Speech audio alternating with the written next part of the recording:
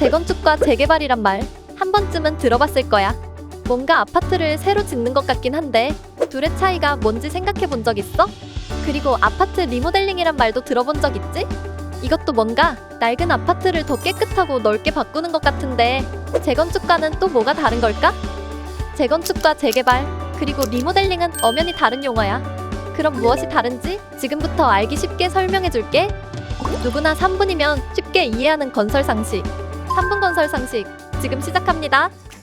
재건축, 재개발, 리모델링의 차이를 알기 위해 이 세 가지를 순서대로 비교해 보려고 해. 먼저 재건축과 재개발을 비교해보고 다음으로 재건축과 리모델링을 비교해 볼게. 재건축은 정비 기반 시설이 양호한 지역에 노후 아파트를 허물고 그 자리에 새 아파트를 짓는 사업을 말해.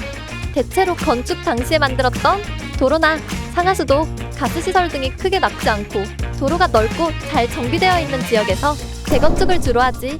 반면 재개발은 정비 기반 시설이 열악한 지역을 개선해 동네 전체를 새롭게 만드는 사업을 말해. 보통 50년 이상 지난 동네나 도로가 좁고 꾸불꾸불한 지역에서 재개발을 하지. 그런데 잠깐, 정비 기반 시설이 뭐냐고?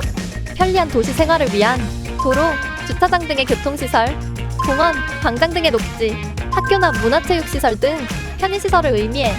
정비 기반 시설의 상태에 따라 재건축을 할지 재개발을 할지 결정한다는 사실. 재건축을 하면 대체로 집값이 오르기 때문에 재건축을 환영하는 주민들이 많아. 그래서 재건축은 보통 아파트 주민들이 적극적으로 주도해.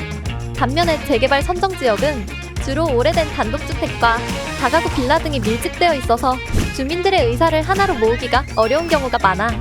그래서 재개발은 정부가 나서서 재개발 구역을 지정해 진행되지. 그럼 재건축과 리모델링의 차이는 뭘까? 먼저 재건축은 기존의 아파트를 허물고 완전히 새 건물을 짓는 것을 말해. 그리고 리모델링은 기존 아파트를 철거하지 않고 골조는 살리면서 면적을 넓히거나 층을 더 올리는 방식으로 새롭게 바꾸는 것을 말하지. 건축 방식뿐만 아니라 법적인 요건도 서로 다른데 재건축은 준공 후 30년이 지나야 가능하고 리모델링은 준공 후 15년이 지나야 가능하지. 그리고 건물의 안전도를 평가하는 안전진단 등급이 A등급부터 2등급까지 매겨지는데 재건축은 뒷돈은 2등급을 받아야 하는 반면 리모델링은 B등급 이상이면 가능하다는 점에서 재건축의 기준이 더 높다는 차이도 있어. 오늘은 재건축과 재개발 그리고 리모델링의 차이에 대해서 알아봤어. 셋 다 낡은 아파트를 새롭게 바꾼다는 점에서 공통점이 있지. 이렇게 주거환경 개선을 위해 다양한 방법이 활용될 수 있다는 것이 참 흥미롭지? 비슷해 보이는 단어지만 헷갈리지 말고 잘 기억해 두자고.